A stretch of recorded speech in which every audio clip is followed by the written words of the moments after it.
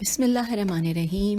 السلام علیکم سامعین، یہ ہے کاشانِ بصیرت کا یوٹیوب چینل اور ہم مل کر آج کے نشست میں جو کچھ معلومات حاصل کرنے جا رہے ہیں اس کے لیے ہم شکر گزار ہیں ہمیشہ کی طرح مدرسۃ القائم کہ جن کی طرف سے ہم تک پہنچنے والا یہ PDF جو کہ ماہ ذی القعدہ رزق کی تنگی دور کرنے والا مہینہ ہے، یہ ہیڈنگ ہے۔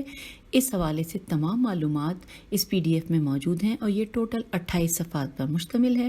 امید ہے کہ ہم ایک ہی نشست میں اس کو مکمل کر لیں گے، کہ جیسا کہ آپ کے علم میں ہے کہ اس کے صفحات میں صرف اتنا ہی ہوتا ہے کہ ایک صفحے میں یا تو کوئی ایک حدیث ہوتی ہے یا 2 احادیث مبارکہ ہوتی ہیں ائمہ علیہم السلام کی۔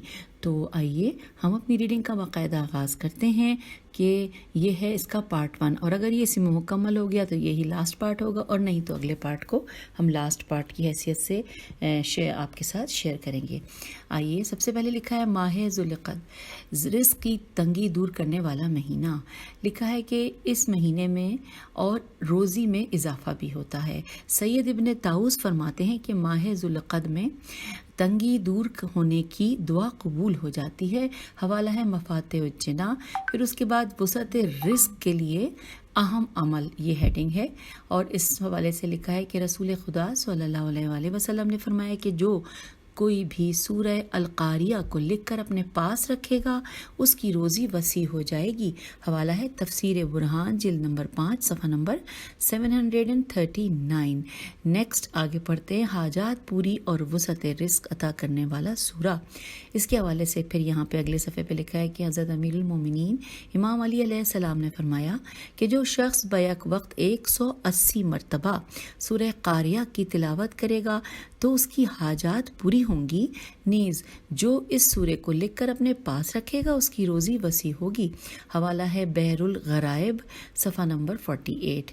پھر مزید آگے پڑھتے ہیں جہاں پہ لکھا ہے رزق میں فراوانی کے لیے امام جعفر صادق علیہ السلام کا تجویز کردہ عمل، اور وہ عمل کیا ہے؟ لکھا ہے کہ امام جعفر صادق علیہ السلام نے فرمایا کہ جو واجب اور مستحب نماز میں سورہ قلم پڑھے گا تو خدا ہمیشہ کے لیے اسے غربت سے نجات دے گا، اور جب مرے گا تو اسے عذاب قبر سے پناہ دے گا۔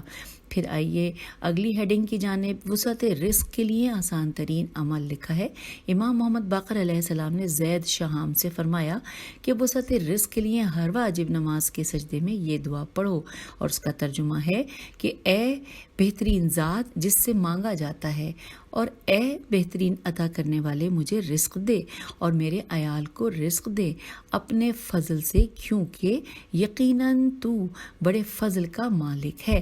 حوالہ ہے اصول کافی، جلد نمبر 2، صفحہ نمبر 551۔ اور اب آئیے وسعت رزق کے حوالے سے دیکھتے ہیں، امام جعفر صادق علیہ السلام نے ایک اور جگہ فرمایا کہ جس شخص پر روزی تنگ ہو جائے وہ 7 بار یعنی 7 ٹائمز سورہ مریم کی تلاوت کرے تو اس کی روزی فراخ ہو جائے گی۔ حوالہ ہے خواص الآیات، صفحہ نمبر 86۔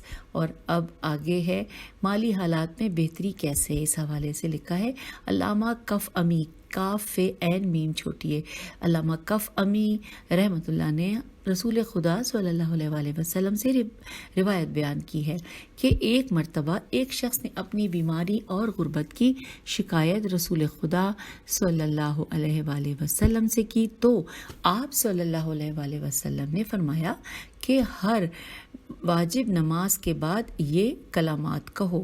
اچھا، جو کلمات ہیں وہ عربی میں ہیں، ہم کوشش کریں گے کہ اس کو بہتر ادا کر سکیں۔ حوالہ ہے مفاتح الجناح، شیخ عباس قمی، توکلت علی الحی الذی لا یموت والحمد للہ الذی لم یتخذ صاحبۃ ولا ولدا ولم یکن لہ شریک فی الملک ولم یکن لہ ولی من الذل وکبرہ تکبیراً۔ حوالہ ہے مفاتح الجناح، شیخ عباس قمی۔ پھر آئیے آگے چلتے ہیں، دنیا میں مال قبر کی وحشت دور، جنت کا دروازہ، جنت کا کھلا دروازہ۔ یہ ہیڈنگ بڑی مزیدار ہے، دنیا میں مال قبر کی وحشت دور اور جنت کا کھلا دروازہ۔ اب یہاں پر لکھا ہے کہ امام جعفر صادق علیہ السلام نے فرمایا کہ جو شخص 100 مرتبہ یہ کہے لا الہ الا اللہ الملک الحق المبین تو اللہ تعالیٰ اسے فقر و تنگ و دستی سے پناہ میں رکھے گا، اس کی قبر کی وحشت کو دور کرے گا، مالدار بنائے گا اور جنت کا دروازہ اس کے لیے کھول دے گا۔ اور یہ حوالہ ہے ثواب الاعمال شیخ صدوق۔ آئیے آگے بڑھتے ہیں۔ یہاں پر لکھا ہے کہ رزق میں بے پناہ وسعت کے لیے، جو اس ہیڈنگ کے حوالے سے نیچے لکھا ہے صاحب کتاب التحفۃ الرضویہ نے اس عمل کو عالم با عمل شیخ محمد ریشین رشتی سے نقل کیا ہے کہ اس آیہ مبارکہ کو 40 روز تک 27 مرتبہ نماز فجر کے بعد بلا فاصلہ تلاوت کرے تو ابھی 40 روز ختم نہ ہوئے ہوں گے کہ رزق کے سلسلے میں حیرت انگیز اور عجیب اثر رونما ہوگا اور رزق میں بے پناہ وسعت ملے گی۔ اور وہ آیت یہ ہے، ان اللہ ہوور رزاق ذو القوۃ المتین، یہ سورہ والذاریات کی آیت نمبر 58 ہے۔ آئیے مزید آگے چلتے ہیں۔ ماہ ذوالقعدہ رزق کی تنگی دور کرنے والا مہینہ ہے، ہم اس ٹاپک کے اوپر یہاں پر جان رہے ہیں۔ اب ہیڈنگ ہے وسعت رزق کا ایک آسان مجرب عمل۔ اگر 40 روز تک روزانہ نماز فجر کے بعد بلا فاصلہ اس آیہ مبارکہ کی 27 بار تلاوت کی جائے تو وسعت رزق و روزی کے لیے بہت ہی مجرب عمل ہے۔ اور یہاں پر سورہ الذاریات کی آیت نمبر 58 لکھی ہے اور ترجمہ جس کا یہ ہے، ویسے میں آیت بھی پڑھنے کی کوشش کرتی ہوں، ان اللہ ہوور رزاق ذو القوۃ المتین۔ آیت نمبر 58 ہے، اللہ تو خود ہی رزاق ہے، بڑی قوت والا اور زبردست۔ یہ تھی سورہ زاریات۔ آئیے پھر آگے چلتے ہیں۔ لکھا ہے صاحب کتاب التحفۃ الرضویہ فی مجربات الامامیہ، سید محمد رضی الرضوی ایک عالم فاضل شیخ محمد رشتی کے ریشین چھوٹیے کے حوالے سے نقل کرتے ہیں کہ انہوں نے اس عمل کو کرنا شروع کیا، ابھی 40 روز پورے نہ ہوئے تھے کہ اس کی برکت سے رزق بے حد فراواں ہو گیا۔ آئیے اب آگے جانتے ہیں۔ لکھا ہے مالی حالات میں بہتری کے لیے ایک مجرب ترین عمل۔ لکھا ہے جو شخص باوضو اور قبلہ رخ ہو کر مسلسل 3 بار سورہ قاف کی تلاوت کرتے ہوئے خدا سے حاجات طلب کرے تو وہ دولت مند بن جائے گا اور اس کی تمام حاجات بھی پوری ہوں گی۔ حوالہ ہے درمان بقرآن محمد رضا کریمی صفحہ نمبر 102۔ مزید آگے جانتے ہیں۔ علم و مال میں فراوانی کے حوالے سے لکھا ہے مرحوم آقائے نراقی رحمۃ اللہ نے کتاب خزائن میں شہید ثانی اور دیگر بزرگان کے حوالے سے نقل کیا ہے کہ اس ذکر کو اگر 2 ماہ تک 400 بار پیدر پہ پڑھے تو خداوند تبارک و تعالی اس کے علم و مال میں بہت فراوانی عطا کرے گا۔ اور وہ ذکر یہ ہے، استغفر اللہ الذی لا الہ الا هو الحی القیوم بدیع السماوات والارض من جمیع الظلم و جرمی و اسرافی علی نفسی و اتوب الیہ۔ بس یہاں تک ہے یہ، پھر آگے ہم مزید پڑھتے ہیں۔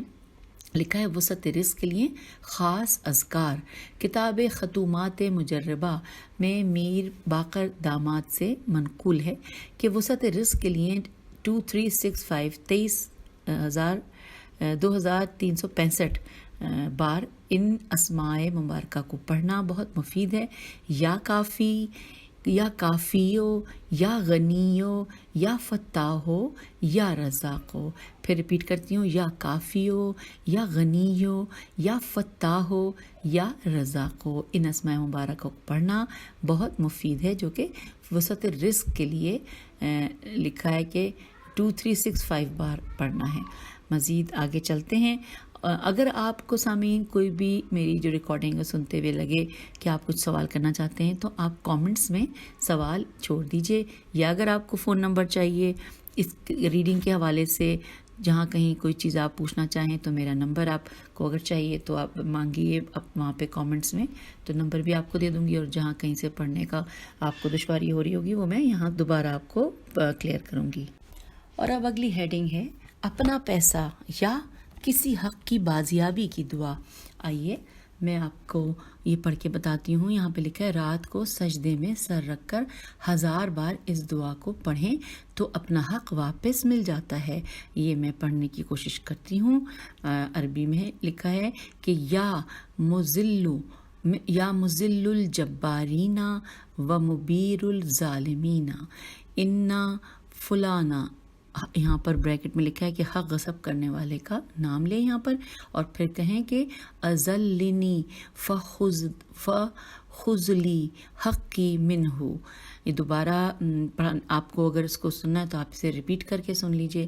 اور حوالہ ہے مصباح کف امی صفحہ نمبر 459. پھر لکھا ہے ایک ساتھ 1000 بار نہ پڑھ سکیں تو ایک ہی رات میں کئی بار سجدوں میں جا کر قسطوں میں بھی اس دعا کو پڑھ سکتے ہیں.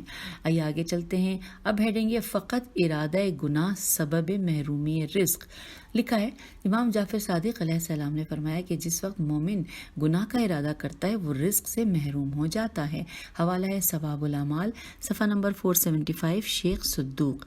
پھر مزید لکھا ہے اگلے صفحے پہ کہ حضرت امیر المومنین علیہ السلام نے فرمایا کہ ہر وہ شخص جو بد اخلاق ہے اس کی روزی تنگ ہے، ہر وہ شخص جو خوش اخلاق ہے اس کی روزی کشادہ ہے.